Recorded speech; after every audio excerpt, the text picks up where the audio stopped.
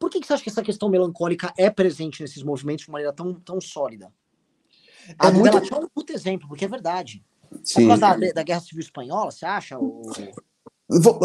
Peguemos tudo que foi... Peguemos não só a Guerra Civil Espanhola. Tem um outro livro que eu vou trazer agora, que é o seguinte, A Ideologia Invisível, do Benegas, que é um espanhol.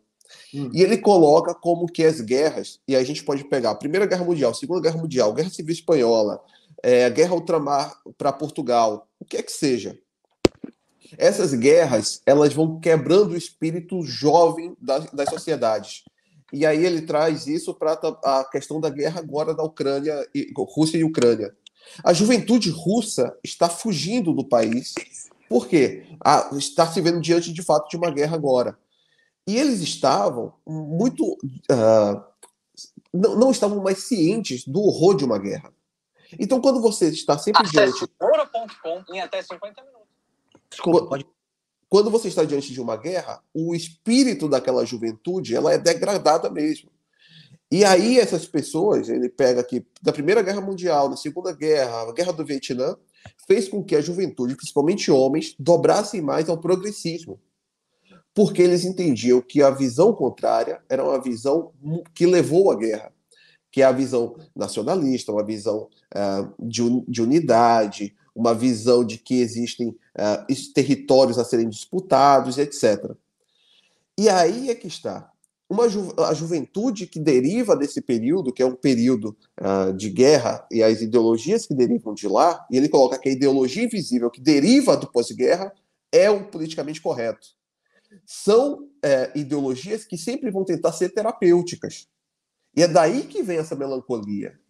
Você busca nessas ideologias fazer uma terapia em sociedade, de modo que aquela sociedade não repita aquilo que te gerou uma melancolia, que te gerou um sentimento ruim, que te gerou a depressão, que te gerou o fosso.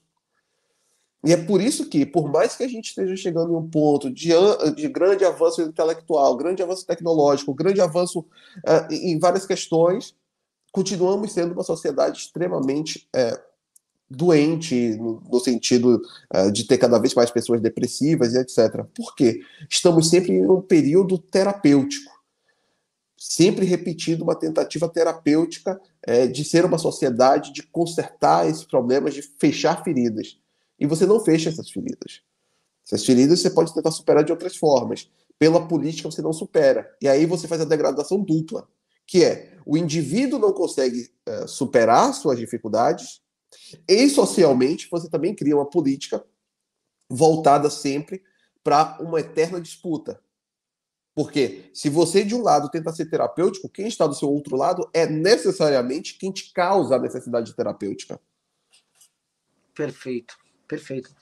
Caramba, uma leitura boa. Realmente essa coisa do estado gerencial. Tinha isso, não sei se é o Deleuze que falava, né? Do estado gerencial, estado administrativo. Sim. O estado gerencial e administrativo, ela tem um. Enfim. É o estado moderno, no caso. Isso, é o estado moderno. Que tem até um autor conservador americano que já tratava até como estado servil também. Porque você tem um estado administrativo que, no final, te cria uma sociedade meio que serva e etc.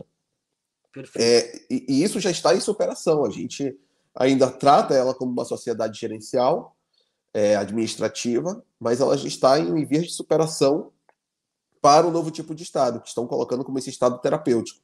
Porque a gente tem que entender, se a economia mudou, a democracia mudou, obviamente a forma administrativa também muda. Sim. Então Orlando, a gente já está...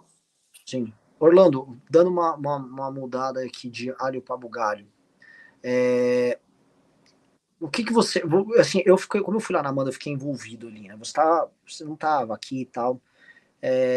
Quando você olha os elementos dessa história, você deve ter até visto o post que eu fiz lá no clube, ou lá no Twitter também. Sim. Qual é o teu feeling, cara? Sendo honesto, assim, eu não quero gerar, por exemplo, olha só, é tudo político e tal, mas sei lá. Na hora que eu soube, eu coloquei isso no Twitter.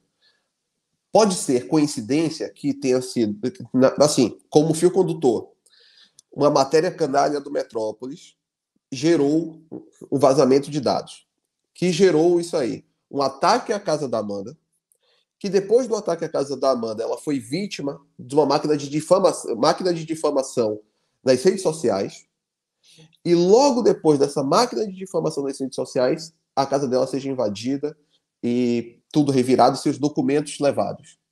Pode ser coincidência? Pode ser. No final de semana anterior a isso, teve uma tentativa de assassinato contra coletores da missão. Pode também ser coincidência isso? Pode ser. Eu acredito que seja coincidência? Não acredito. Há um fio conduzindo as ações. Há um fio conduzindo. Não é normal que tenha sido a Amanda o alvo agora. Não é possível que tenha sido os coletores da missão os alvos do final de semana. Por quê? Apenas como coincidência. Sabe por quê? O que é que está em voga na máquina de difamação da esquerda, se não o próprio partido, as cores, etc. Os símbolos que geram a identificação com o partido estão a todo momento sendo vilipendiados e jogados como algo problemático pela esquerda, nessa máquina de difamação que é paga, está engendrada lá, principalmente hoje no Twitter, mas também em outras redes. E foram atrás logo dos coletores da missão. E a Amanda é a principal vítima dessa máquina. Eles foram pegar uma questão de quando ela estava quebrada e quiseram colocar como uma criminosa. Tentaram fazer dela o alvo preferencial. E o que aconteceu hoje, você colocou lá, você fez um post dizendo que eles estavam em ligação a todo momento. Ou seja, fora dali tinha mais gente. A polícia tem que saber quem são essas pessoas e quem mandou lá. Tem que saber quem estava do outro lado da linha. Porque quem estava ali estava com a mão na massa. Mas a cabeça não estava ali dentro. Tinha alguém do outro lado da linha que tem que ser encontrado e responsabilizado. Acho que a ligação política está muito clara. Obviamente, a gente tem que esperar a investigação e etc.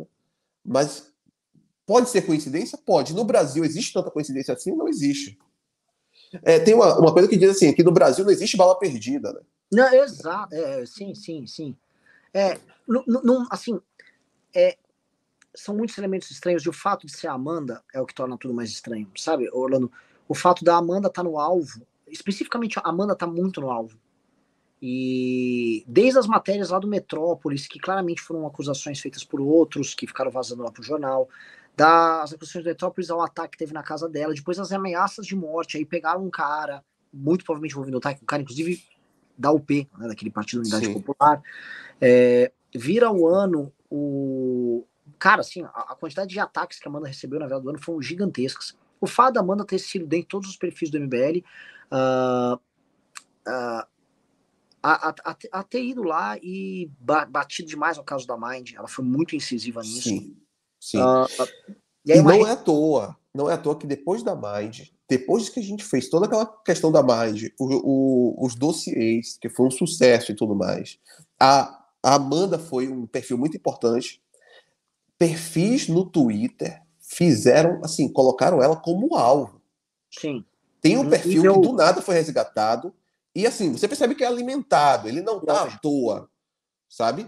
Um perfil foi resgatado e está alimentado para mirar na Amanda. É no MBL todo, mas a Amanda é um dos principais alvos. E é específico com ela. E ela nem é a maior pessoa do MBL, né? O Kim é maior, o Guto é maior em outras redes, o Arthur é maior em outras redes, por exemplo, o Bétega é bem maior do que ela, Faustina é maior no YouTube, por exemplo. Sim. Eu não sei porque especificamente ela. Não sei se é porque mulheres acham que vão fragilizar e vão...